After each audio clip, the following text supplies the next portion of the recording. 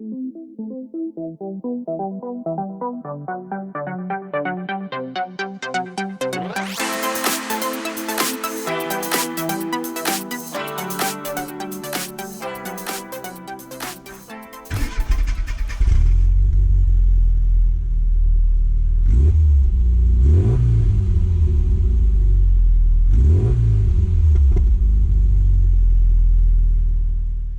mini enthusiasts, how you doing? Welcome back. So this is part 5 of the Project Sprout updates, and I apologise, they are a little bit all over the place at the moment, and I'll explain why. So the plan was to start Project Sprout in probably October, so get the show season out the way. Last show I think will probably be Castle Combe, and then obviously put PL and Vinny in the workshop, get them covered up, get them sort of stored up for the winter, and then get Project Sprout in and get going on it.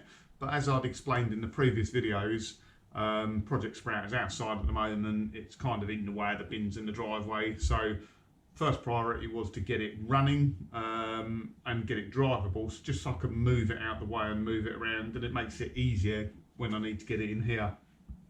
So that was kind of the first priority. I've done that now.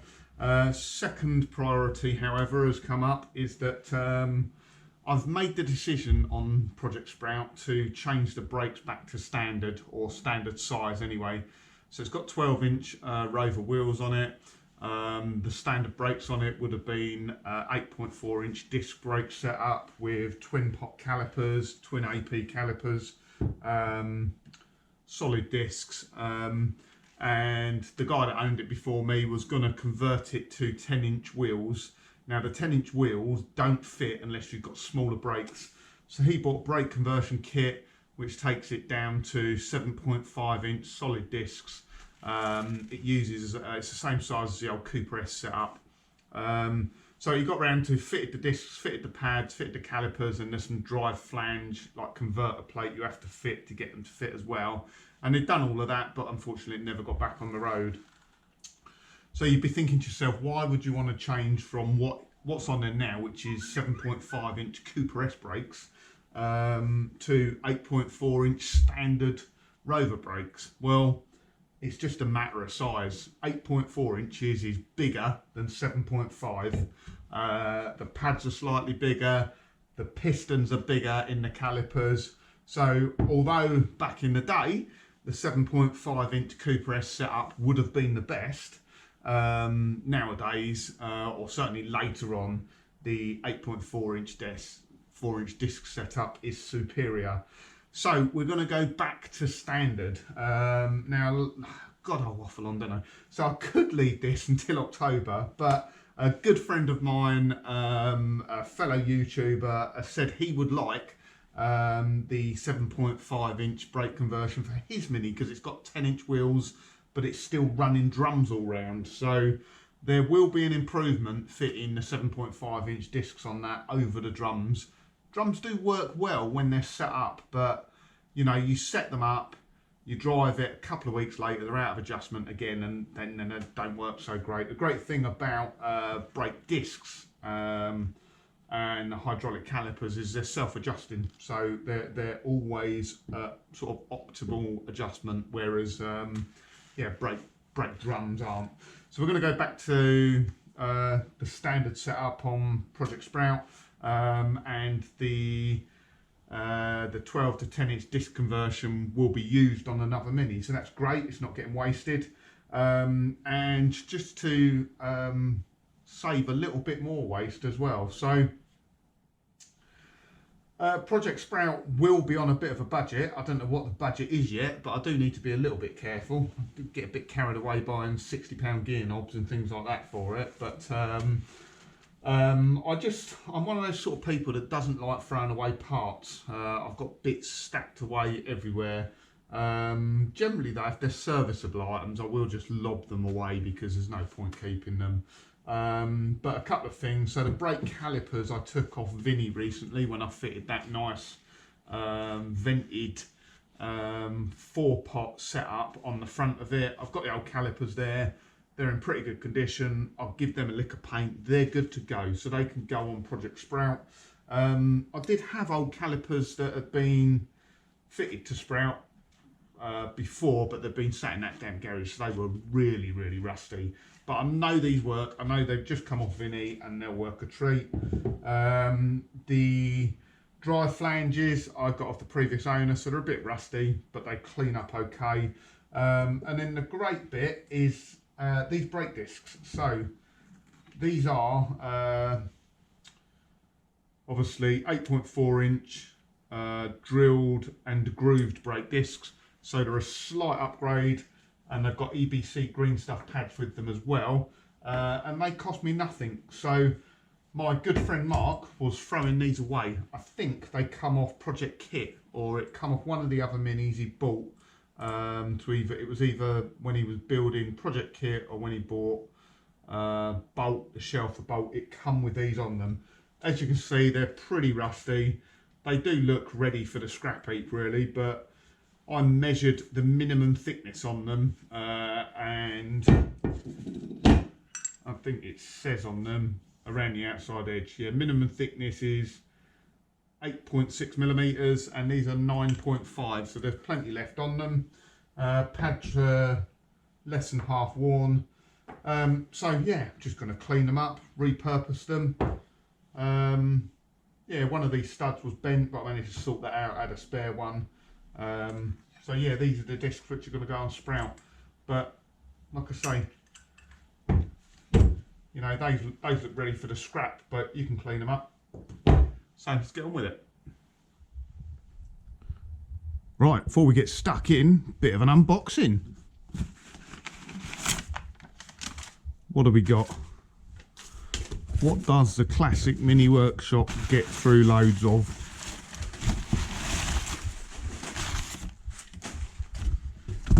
Brake cleaner. 10 litres. That should last me a week or so.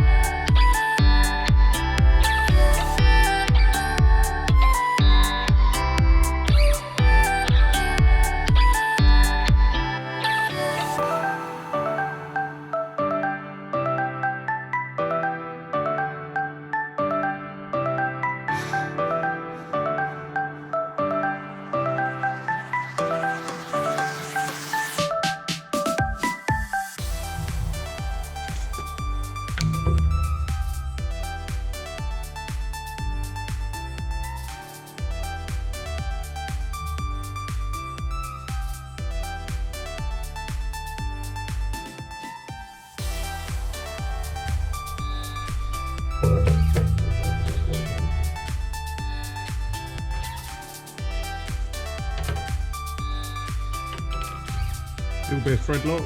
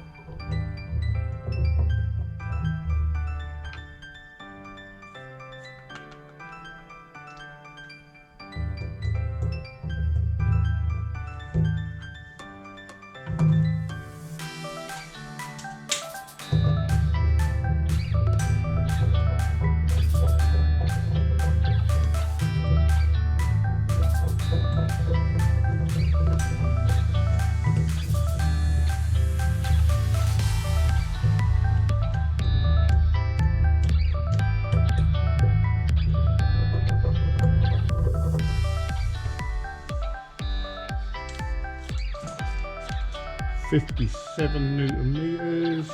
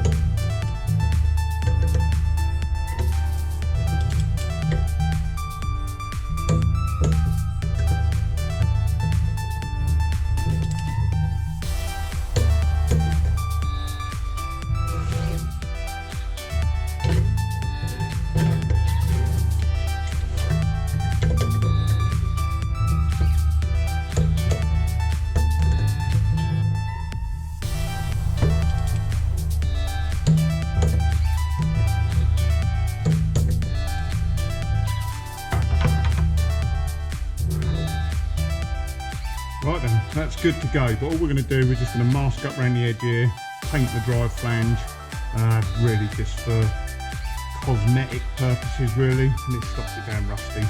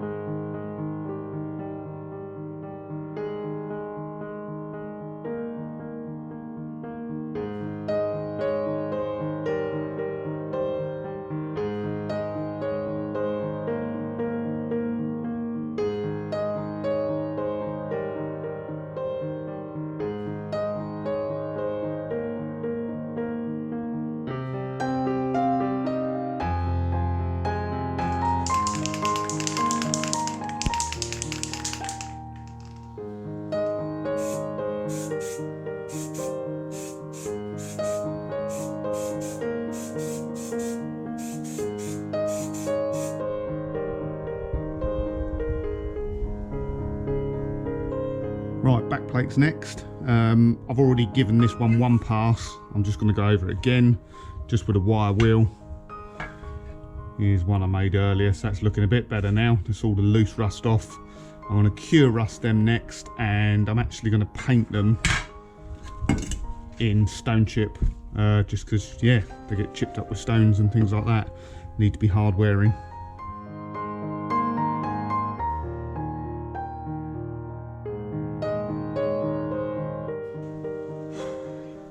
Right guys, a nice collection of bits here.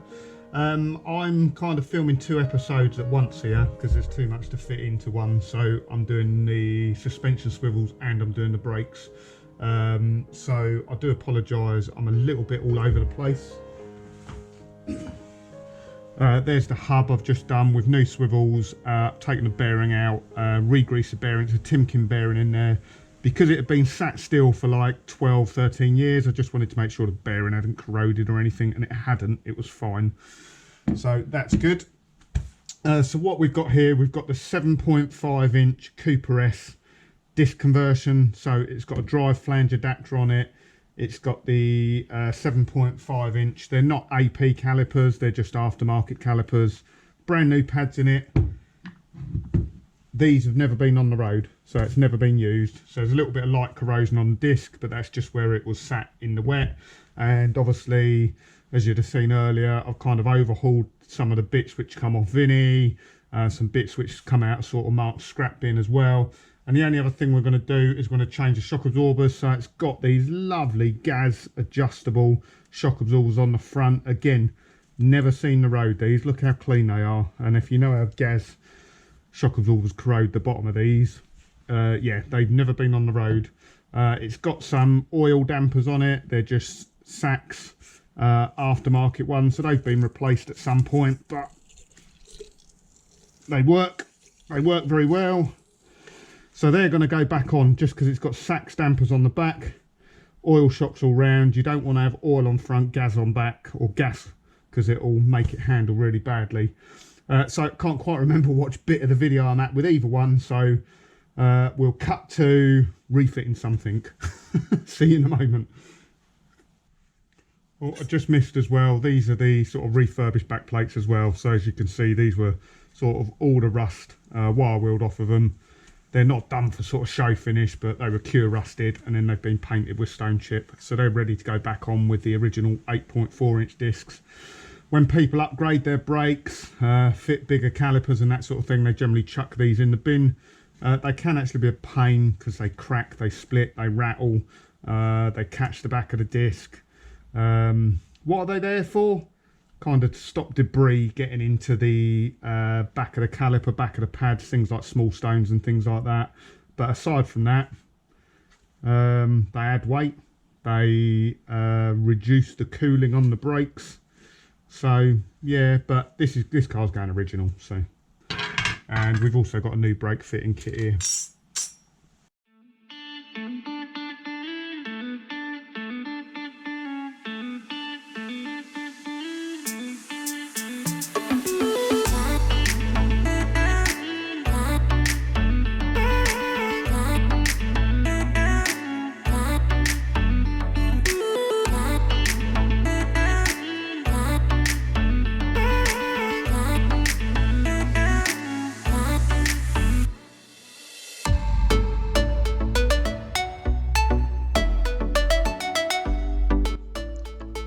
So again, apologies, it was at this point I realised I had again fitted the calipers on the wrong side. That's twice now. I had to edit out some, shall we say, interesting language.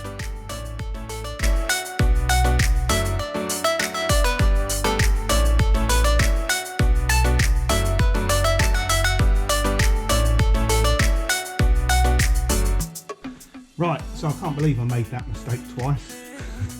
All of my life, all the cars I've fixed, I think a few weeks ago was the first time I've done it, and then I've done it again.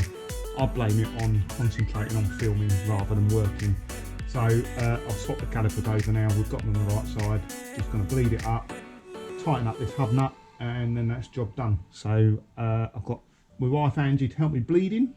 I'll jump inside.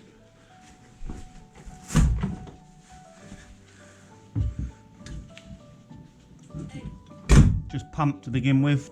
Only pump halfway though. Brake. Yeah, brake, sorry.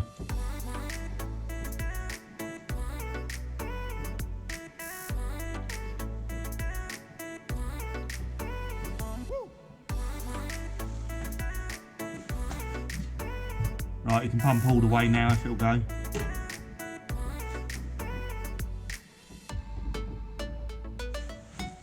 Hold down on the next one.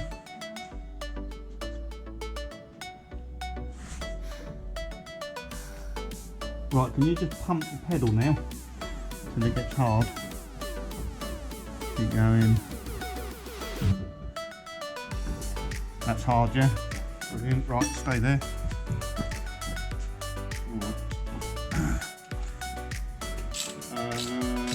Probably easier if you start it up so you get servo. You start it up.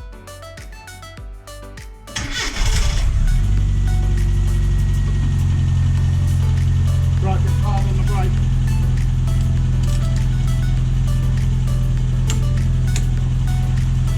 Off.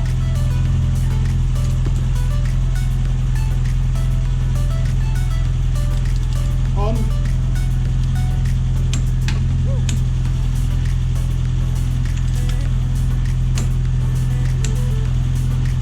Off. Okay, you can switch off now. Thank you.